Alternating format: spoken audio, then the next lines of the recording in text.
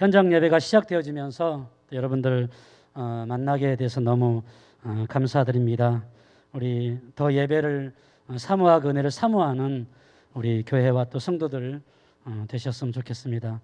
우리 좌우 한번 따뜻한 미소 한번, 눈빛 한번 날려볼까요? 옆 사람? 네.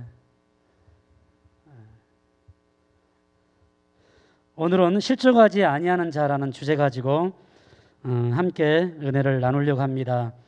우리 2절 보니까 요한이 옥에서 그리스도께서 하신 일을 듣고 제자를 보냈다라고 이렇게 시작합니다. 요한은 세례 요한을 말하는데요, 메시아의 전령사, 예수 그리스도의 전령사로서 아주 신실하게 사역을 감당했던 선지자 같은 그런 사람이죠. 근데 헤로드 안티파스가 당시에 통치하고 있으면서 동생의 부인 제수 씨를 이제 부정적으로 취하면서 결혼을 하게 됩니다. 아마 그것을 세례 요한이 참지 못하고 강하게 질책하고 책망하는 사건이 나옵니다. 그로 인해서 토굴 속에 세례 요한이 감금되는 안타까운 일이 일어나죠.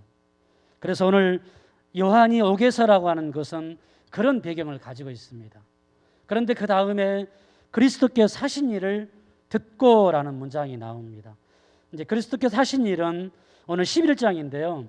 이제 8장과 9장과 10장의 이제 사건들이 오늘 등장합니다. 그래서 격리 대상인 나병 환자들을 예수님께서 고치시고, 그 다음에 귀신 들린 자들을 자유케 하시고, 맹인들을 고치고 중풍병자를 고치는 사건이 이제 8장, 9장이 나옵니다. 그리고 세상에서 삭개오를 왕따시켰지만은 여전히 마태복음에서도 세리인 마태를 하나님께서 부르시는 아주 감격적인 장면들이 이제 그렇게 마태복음에 나오는 것이죠. 주류층이 아니라 비주류층을 중심으로 예수님께서 아주 모든 에너지를 쏟고 있는 장면이 이제 오늘 문장 가운데 그리스도께서 하신 일을 들었다라는 이 문장 가운데 다 이제 포함이 되어 있습니다. 아마 요한은 옥에 갇힌 이유도 있지만 자기가 생각했던 것 전혀 다른 방향으로 메시아의 사역들, 예수님께서 행하신 사역들이 흘러가는 것을 바라보면서 진짜 이분이 우리가 기다렸던 메시아인가라는 그런 질문을 이제 세례 요한과 오늘 본문을 보니까 사람들이 갖게 되어진 것입니다. 그러나 여러분들 아시겠지만 마태복음 3장 1절에서는 회개하라 천국이 가까웠다라고 세례 요한이 거침없이 말씀을 선포합니다. 3장 7절에서는 요한이 많은 바리새인들과 서기관들이 자기가 세례 주는 사건들을 목격해 올 때 거침없이 선포하시죠. 독사의 자식들아, 그렇게 말하면서 누가 너희를 가르쳐서 임박한 진노를 피할 수 있겠느냐. 그러니까 앞으로 당면에 있는 임박한 진노는 누가 가르치는 교사를 통해서 임박한 진노를 피할 수 있다 없다? 없다라는 것입니다. 그러면서 중요한 말씀을 하죠. 결론으로 그러므로 회개 합당한 열매를 맺고라고 하면서 3장 7절 8절의 말씀을 마무리하는 것을 보게 되어집니다.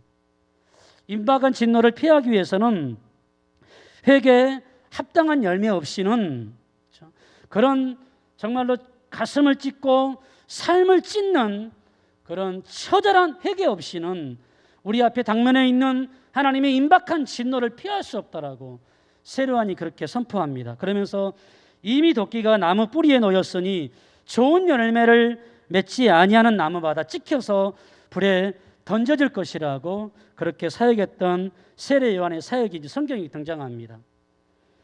그리고 여러분들 아시겠지만 그렇게 많은 사람들을 불편해하고 감정들을 동요시키는 사역들이 있었고, 죽음을 두려워하지 않고 엘리야처럼 거침없이 선포했던 세례 요한의 이유는 두 가지죠. 첫 번째로는 신적인 심판자로 예수님 메시아가 오셨다라는 확신을 가졌기 때문에 강하게 선포를 했었고, 그 다음에 그 메시아인 예수 그리스도를 통해서 지금 당면에 있는 모든 고난과 핍박과 고통이 사라지고 자기 삶 가운데, 이스라엘 나라 가운데 진정한 하나님이 주시는 평화와 평강이 그들 가운데 임할 것이라는 확신이 있었기 때문에 세례요한은 죽음을 두려워하지 않고 거침없이 사람들과 어떤 상황들을 바라보지 않고 진정한 복음이 무엇인가를, 그러면서 회개에 합당한 열매를 맺으라고 세례요한은 강하게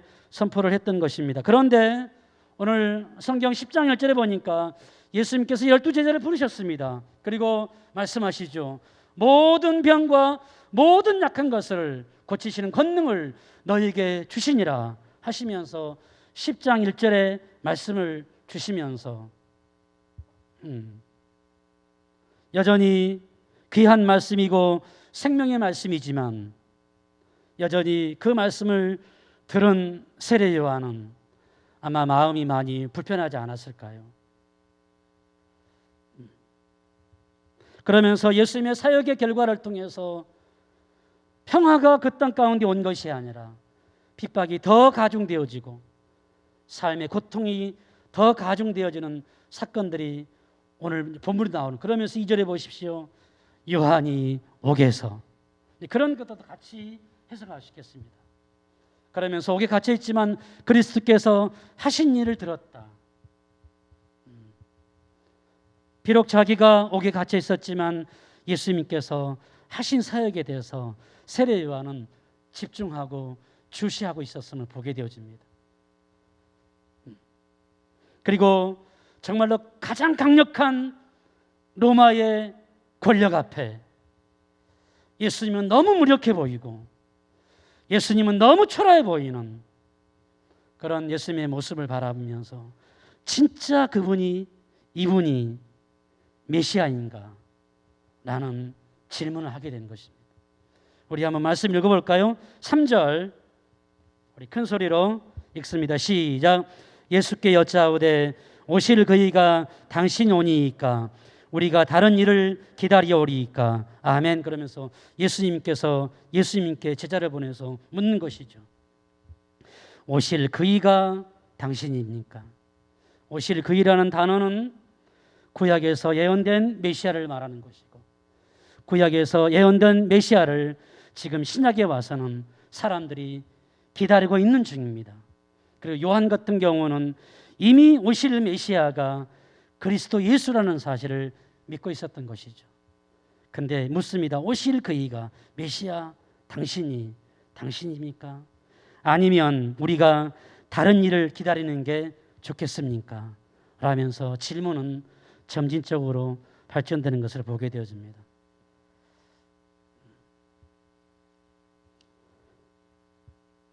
그리고 예수님은 5절에 말씀하셨죠. 맹인이 보며 못 걷는 사람이 걸으며 나병 환자가 고침을 받으며 못 듣는 자가 들으며 죽은 자가 살아나며 가난한 자에게 복음이 전파된다 하라 하시면서 내가 메시아다, 내가 메시아가 아니다라고 예수님께서 답을 주신 것이 아니라 8장의 사역들, 9장의 사역들, 10장의 사역들을 요약해서 이사야 35장 5절에서 6절의 말씀을 인용하면서 내가 당신들이 기다리는 메시아입니다 라면서 답을 주는 것이죠.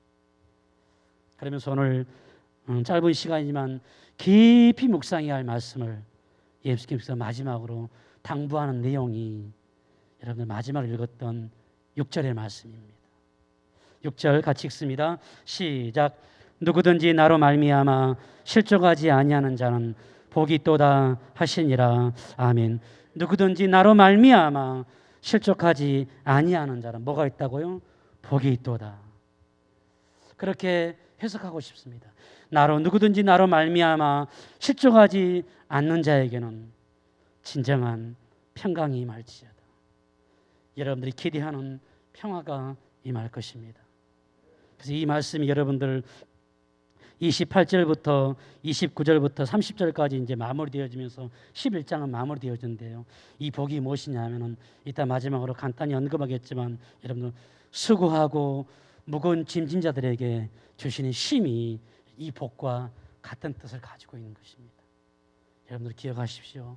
누구든지 나로 말미암아 실족하지 않으면요, 우리에게 복이 많은데 그 복은 수고하고 무거운 모든 짐진들에게 주시는 진정한 쉼이라는 사실을 믿으시기 바랍니다. 어려운 시대에 살고 있습니다. 오늘 6절의 말씀을 깊이 묵상하면서 여러분들 이 말씀을 다시 한번 기억하고 묵상하면서 승리하는 그런 한 해가 되시기를 축복합니다. 오늘 첫 번째 뭘까요? 보십시오. 첫 번째, 누구든지 뭐 하지 말라고요?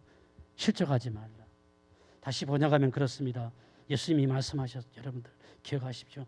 누구든지 실족할 수 있음을 전제하는 것입니다. 목사님이 되었든 장로님이 되었든 새가족이 되었든 직분이 가지고 있든 없든 여러분들 예수를 수십 년 믿었든 믿지 않았던 모든 사람들은요 실족할 수 있음을 여러분들 꼭 기억하십시오. 실족이라는 단어는 스칸달리 스네라는 단어인데 이것은 두 가지 의미가 가지고 있더라고요. 우리 앞에 당면에 있는 여러분들을 장애물을 의미할 때 이 단어를 쓰는 실족이라는 단어를 쓰는 거예요. 그러니까 장애물을 통해서 넘어지면은 여러분 실족했다라 쓰는 것이죠. 그런데 두 번째 단어는 뭐냐? 뜻은 뭐냐면은 넘어지면서 끝나는 것이 아니라 그 넘어짐을 통해서 마음에 불신이 찾아오는 거예요. 이것이 뭐냐면 실족, 스칸달리 스네라는 단어를 쓰고 있습니다.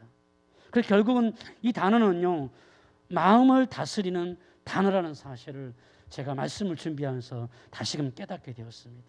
실족은요 결국은 마음의 문제예요. 모든 사람들이 넘어져서 여러분들 넘어지면 또 쓰러지면요 사람들은 불신하게 된다라는 것이죠. 그리고 그 불신을 가지고 모든 사물을 평가하는 거예요. 여러분 그것이 실족이에요.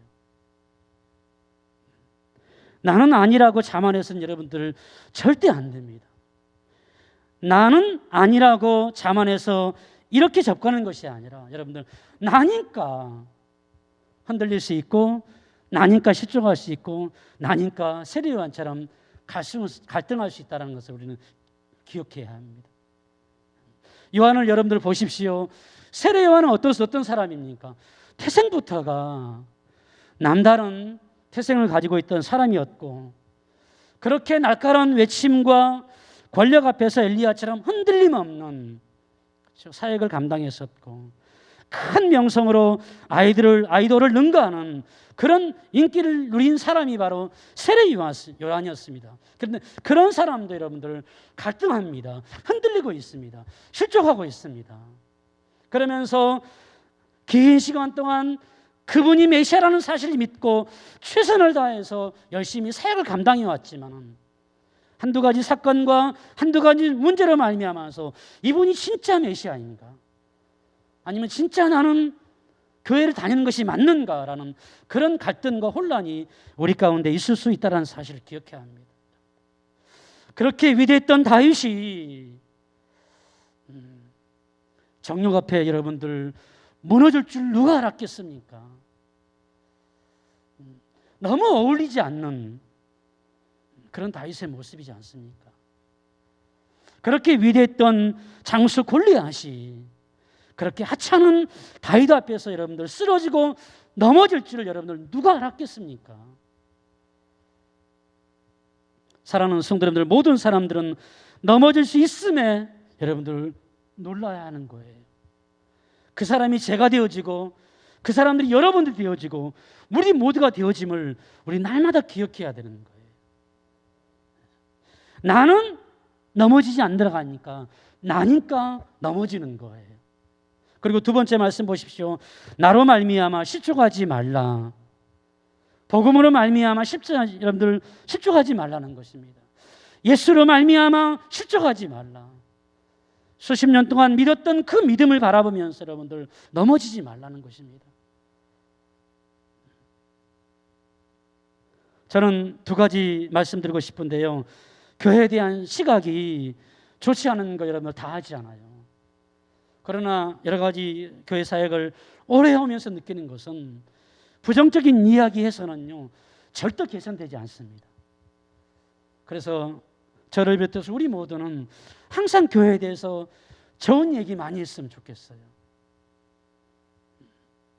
세상 사람들 따라가지 않았으면 좋겠습니다. 그리고 우리가 교회 때문에 실족하지 않았으면 좋겠습니다. 제일 성도기 때문에 여러분 신앙이 갈등되지 않았으면 좋겠고요. 흔들리지 않았으면 좋겠습니다. 그리고 여러분들 교회 때문에 실족하지 않기 원합니다. 에베소서 5장 26절에 자기 앞에 영광스러운 교회를 세우사, 주님 말씀하잖아요. 우리가 인정하지 않아도, 세상 사람들이 인정할 수 없다 할지라도 가장 거룩한 공동체는 교회입니다. 하나님께서 가장 영광스러운 공동체는 여러분들 교회를 세워주셨다는 사실을 믿으시기 바랍니다.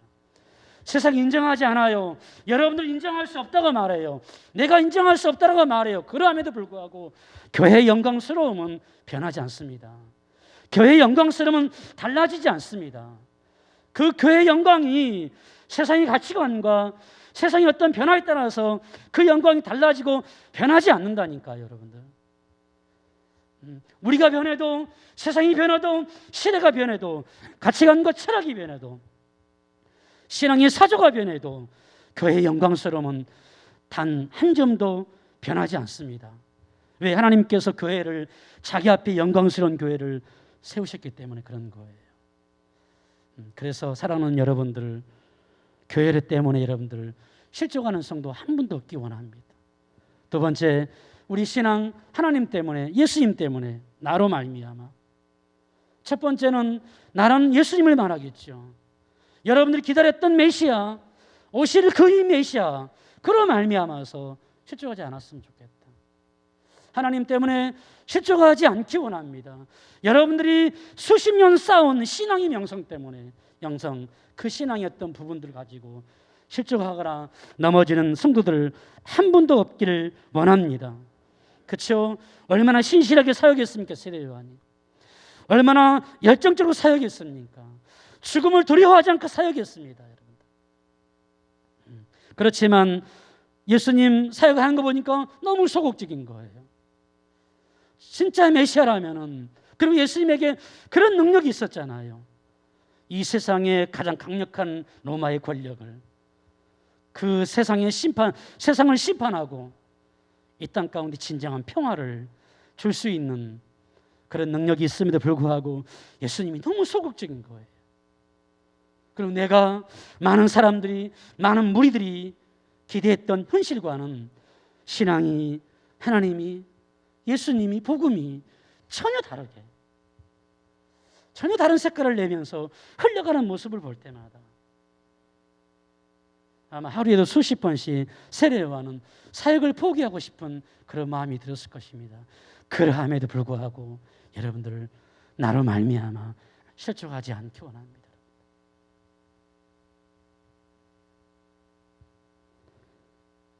그렇게 전혀 다르게 현실과 신앙과 하나님의 역사와 비전들이 전혀 다르게 흘러가도 하나님 되심은 변하지 않습니다. 복음의 복음 되심은 변하지 않습니다. 예수님 되심은 결코 변하지 않음을 여러분들 꼭 기억하기 원합니다. 그렇다면 우리는 실족하지 않고 어떻게 살아야 되는가? 예수님께서 하신 질문을 가지고, 몇 가지 당부의 말씀을 가지고 이 어려운 시대에 어떻게 살아야 되는지 우리 한번 말씀 묵상하겠습니다. 여러분들 12절 한번 볼까요? 12절, 11장 12절 우리 천천히 큰 소리로 읽습니다. 시작. 세례 요한의 때부터 지금까지 천국은 침노를 당하나니 침노하는 자는 빼앗느니라. 아멘. 그러면서 마지막 말씀 주시죠.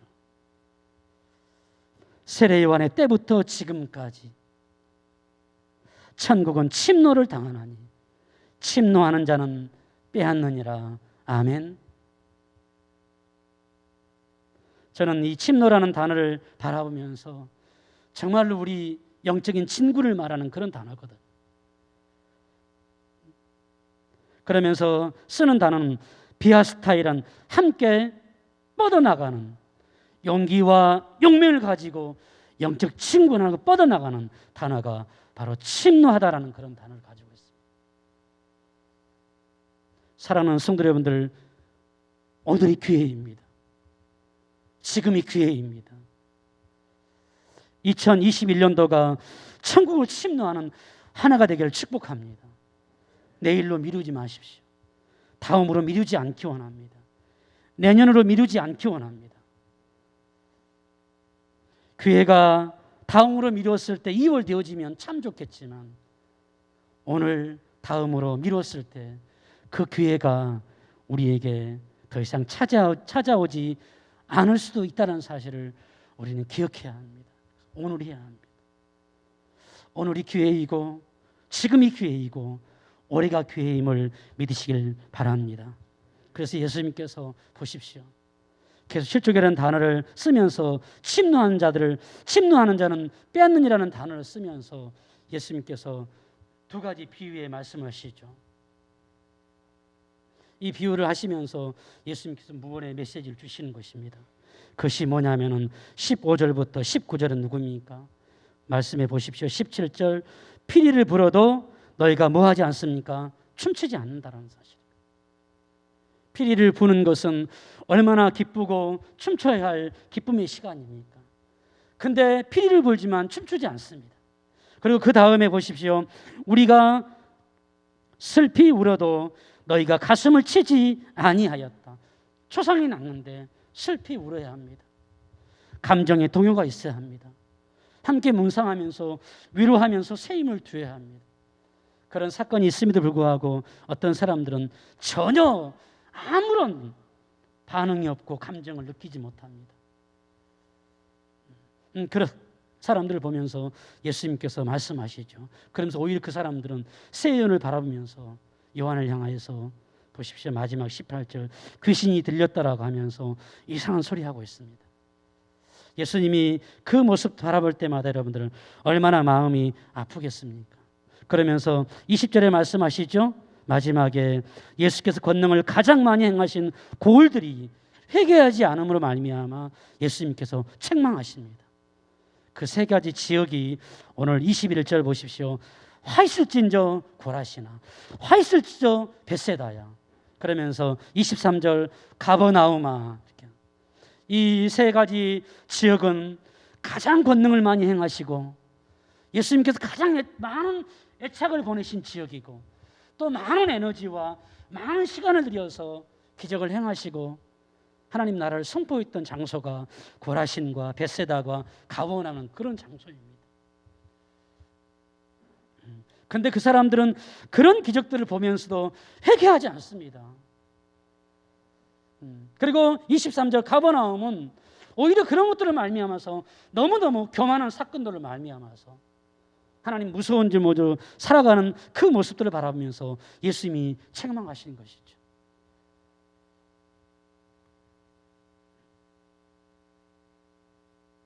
사랑하는 성도들, 이 두 부의 모습들을 바라보면서 이 사람들은요 지금 천국을 침노하지 못하는 모습들을 설명하고 있고 교만 때문에 실족하고 있습니다.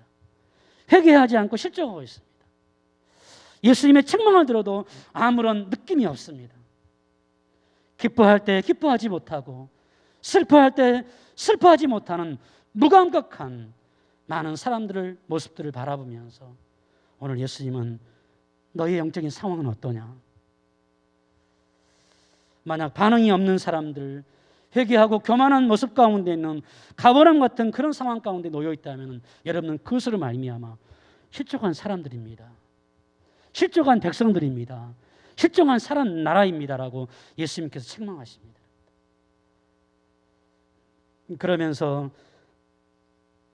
이 두 부를 설명하면서 마지막 함께 나누고 싶은 것은 그렇게 예수님에 대해 정체성을 의심하고 갈등했던 세례 요한에 대해서는 예수님께서는요 아무런 책망하지 않는 것을 바라보면서 예수님의 마음이 진짜 거기에 담겨 있다는 것을 제가 느낀 것입니다.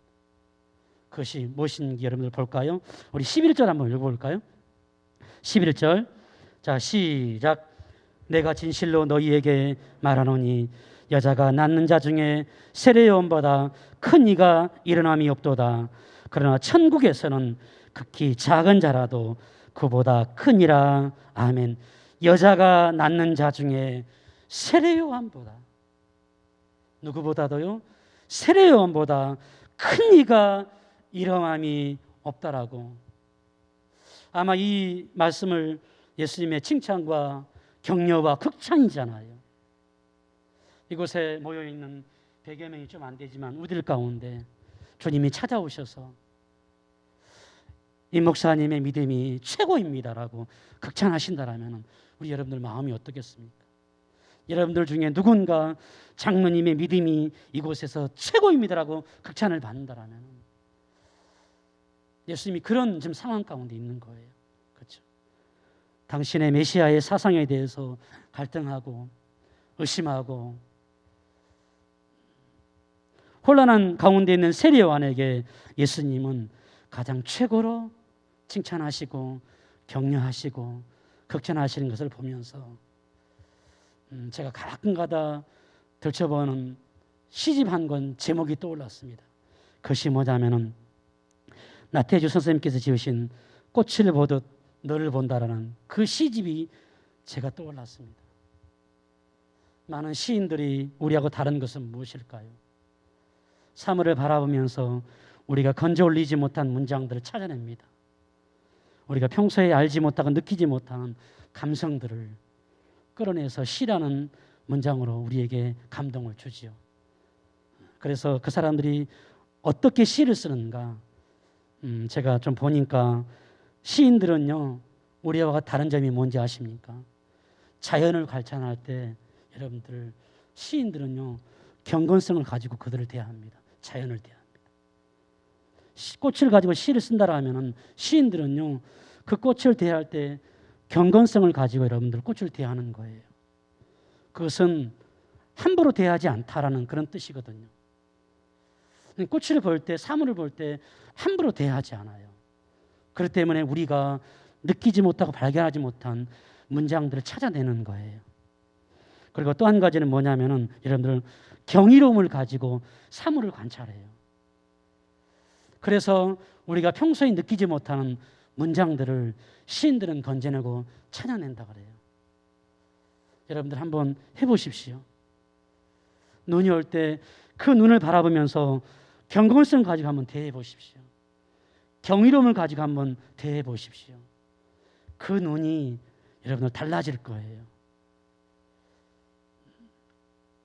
그러니까 꽃을 보듯 너를 본다. 사람을 볼 때 경건성과 여러분들 경이로움을 가지고 상대를 평가하니까 여러분들은 사람을 함부로 할 수 없는 것이죠. 예수님께서 세례요한을 대하실 때 오늘 그렇게 대하시는 거예요. 세례요한을 그렇게 의심하지만은 예수님은 여전히 세례요한을 대할 때 경건성과 경이로움을 가지고 그렇죠? 여자가 낳는 자 중에 세례요한보다 큰 이가 일어남이 없다라고 극찬한 것이 너무 대비가 되지 않을까요, 여러분들? 이유는 무엇일까요? 비록 갈등하고 혼란한 시대 살아가면서 메시아에 대한 정체성이 날마다 갈등되는 그런 사역들을 감당하고 그것 때문에 또 여러분들 보십시오. 옥에 갇힌 요한이 너무너무 아련하지 않습니까? 그러함에도 불구하고 요한을 누구로 보는 거예요? 천국을 침노하는 하나님의 백성으로 인정하고 있다는 사실 여러분들 기억하십시오. 우리가 세례요한처럼 그렇게 신앙생활을 할 수도 있어요. 수십 번 회복되고 수십 번 믿음으로 다시금 세워졌다고 말하지만 또 돌아서면 무너지고 또 넘어지는 것이 저를 비롯한 우리 모든 사람들의 모습이 아닐까요? 그렇지만 사람들은 왜 믿음이 없느냐 손가락질하고 그럴 수 있지만 여러분 하나님은 우리를 대하실 때 나태주 선생님께서 꽃을 보듯 너를 본다라는 것처럼 여전히 그래도 임 목사 너는 천국을 침노하는 자야. 그래서 내가 너를 세웠어. 누구누구 장로님, 누구누구 권사님, 누구누구 집사님, 누구누구 성도님. 사람들은 당신을 평가할 때 많은 점수를 주지 못한다 할지라도 나는 아니야. 여전히 나는 너를 향하여서 천국을 침노하는 그 하나님의 사람으로 너를 세운 거야. 너를 직장에 세웠고 너를 세상에 세웠고 너를 믿지 않는 가정에 세운 이유가 바로 그런 이유가 있는 거야. 그래서 사람들은 나를 그렇게 보지 않아도, 의심하는 요한을 향하여서 사람들은 믿음이 없다고 평가할지 몰라도 여전히 예수님은 꽃을 대하듯 경건성과 경이로움을 가지고 여전히 요한은 천국을 침노하는 자라고 예수님이 인정하는 사건을 바라보면서 사랑하는 성도 여러분들, 이 말씀 꼭 붙들기 원합니다. 누가 뭐라 그래도 하나님은 여전히 나에게 기대하고 있고, 우리가 넘어지고 무너지지만은 우리를 통해서, 교회를 통해서 정말로 천국을 침노하는 자로, 반응이 없고 기뻐하지 않고 애곡하지 않고 책망을 들을 만한 사건들이 우리 가운데 있다 할지라도, 그렇죠? 실족하지 않고 천국을 침노하는 자에게 진정한 복을 주신다는 사실을 믿으시기 바랍니다. 내 기대가 나에게 사라져서 무엇을 하겠습니까? 사람들의 기대가 나에게 사라져서 무엇을 하겠습니까? 그러나 주님은 여전히 나를 향한 기대가 있자는 사실을 꼭 기억하십시오. 실족하지 않기 위해서 지금도 몸부림치고 수십 년 몸부림치는 자녀들에게 28절부터 30절의 말씀이 마무리하고 있습니다. 수고하고 무거운 짐진 자들아 다 내게로 오라. 내가 너희를 쉬게 하리라. 그렇게 몸부림치는 사람들이 수고하고 있습니다. 얼마나 고단하겠어요. 얼마나 힘들겠어요. 그러나 예수님께서 그렇게 수고하는 자들에게 오늘 6절에 복이 있다고 말씀하셨는데, 그 복이 무엇이냐 하면은 예수 안에 있는 자에게 진정한 쉼을 준다는 사실을 여러분들 꼭 기억하셔서 한 주간도 새롭게 시작하는 2021년도에 실족하지 않기 위해서 더 몸부림치고 천국을 침노하는 복된 공동체가 되시기를 축복합니다.